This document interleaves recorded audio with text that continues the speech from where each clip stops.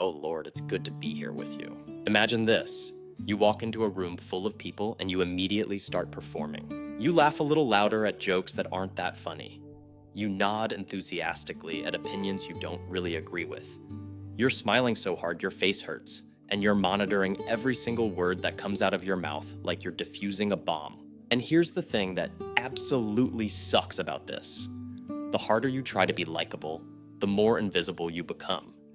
People can smell the performance from a mile away, and we're hardwired to really hate fake people. I used to be the king of this crap.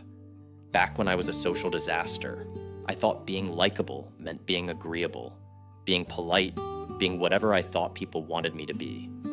I'd research conversation topics before going to parties like I was studying for an exam.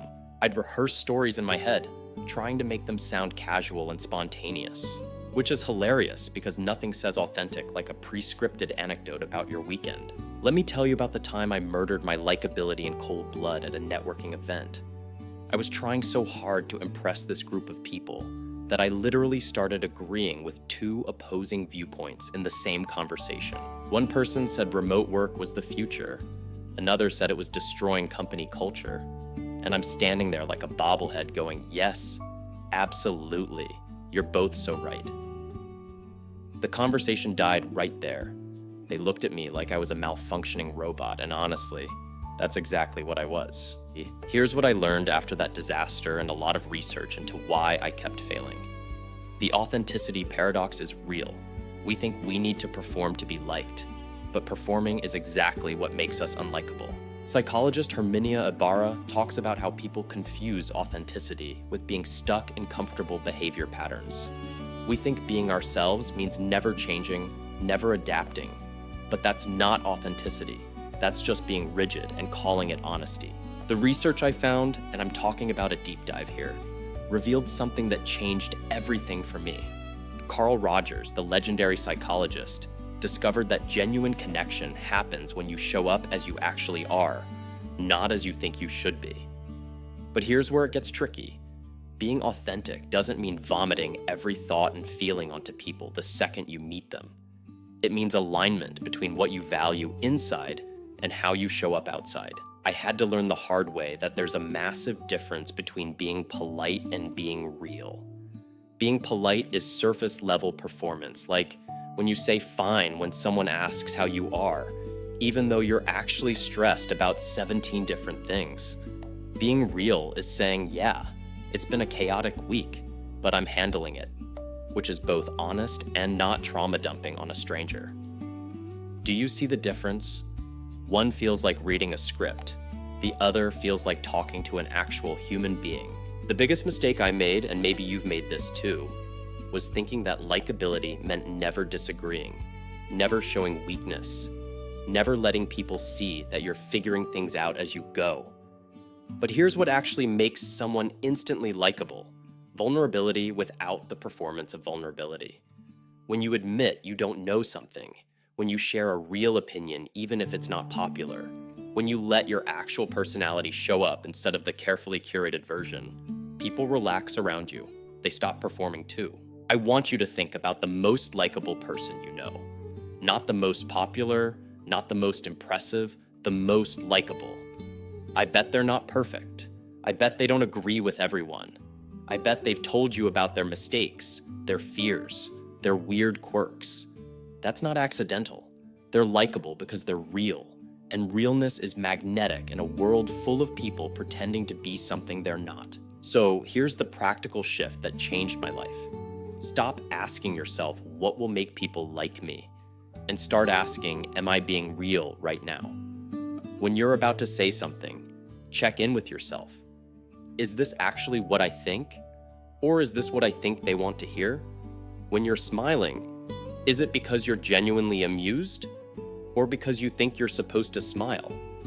This isn't about becoming a brutally honest jerk who says whatever pops into their head. It's about finding the space between performance and authenticity. The paradox resolves itself when you realize that trying to be likable makes you less likable, but being genuinely yourself, even with all your awkwardness and uncertainty, makes you magnetic. People don't connect with perfection. They connect with realness, They connect with someone who's willing to be a little uncomfortable, a little vulnerable, a little human. Don't stress about getting this perfect right away. That's all right. We're all in this together. Start small. The next time you're in a conversation, try saying what you actually think instead of what you think they want to hear.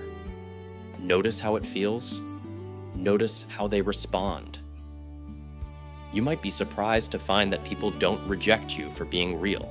They lean in, they open up, they finally see you instead of the performance you've been giving them.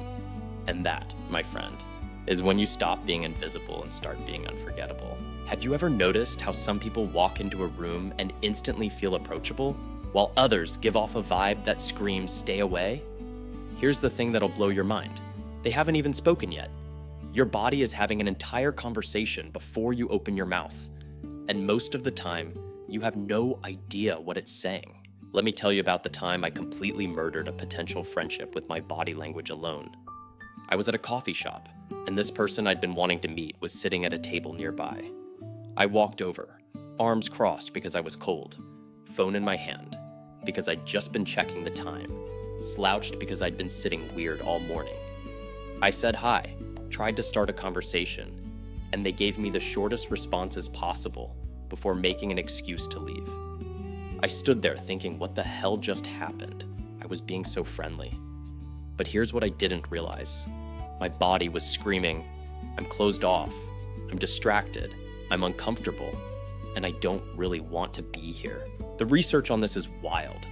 Psychologists have found that up to 55 to 60% of communication is nonverbal, meaning your posture, your facial expressions, and your gestures are doing more talking than your actual words.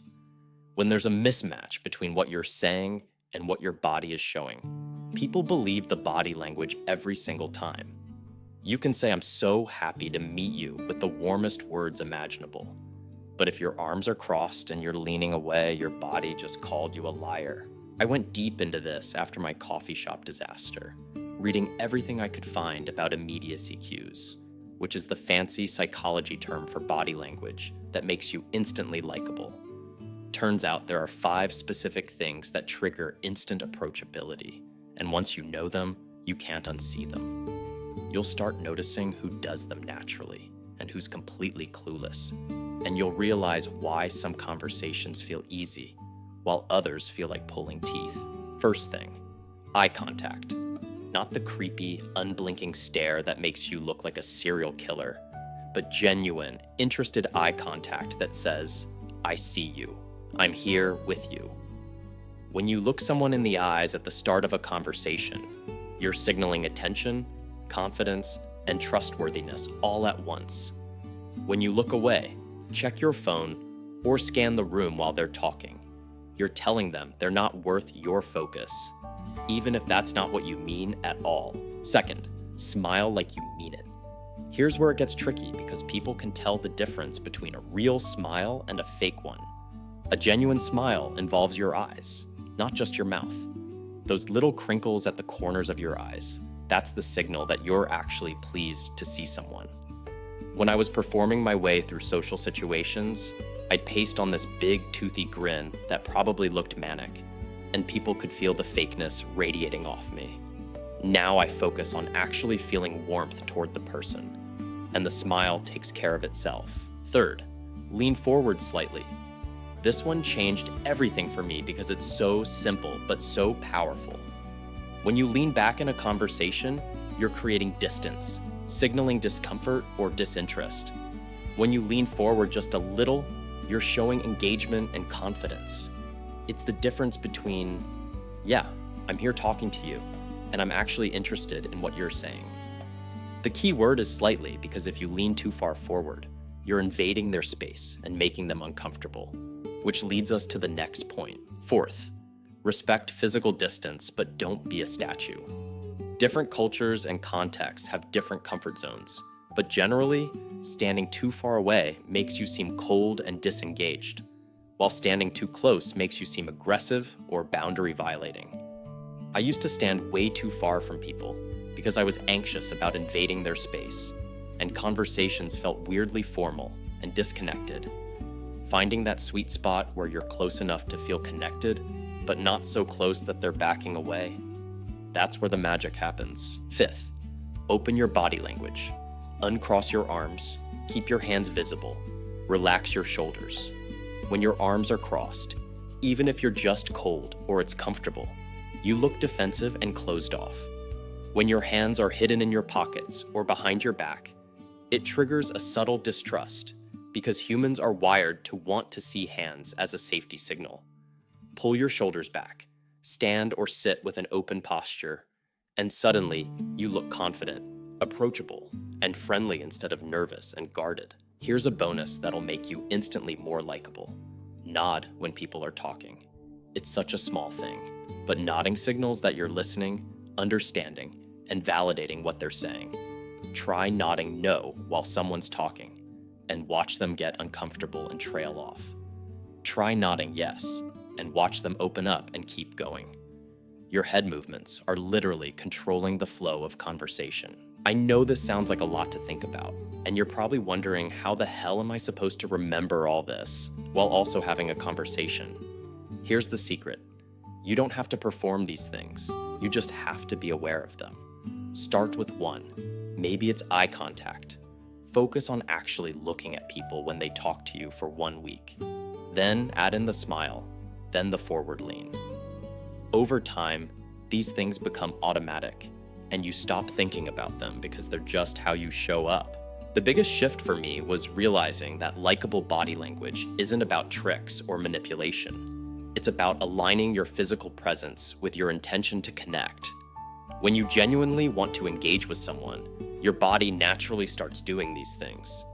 But when you're anxious, distracted, or performing, your body betrays you by closing off and sending all the wrong signals. So here's what I want you to do. Next time you're in a conversation, do a quick body scan. Are your arms crossed? Uncross them. Are you looking at your phone? Put it away. Are you leaning back or slouching? Sit up and lean forward just a bit. Are you making eye contact? Look at them. Watch what happens. Watch how the energy shifts, how they relax, how the conversation flows better. Your body's been having conversations this whole time. Now, you're just learning to speak the language fluently.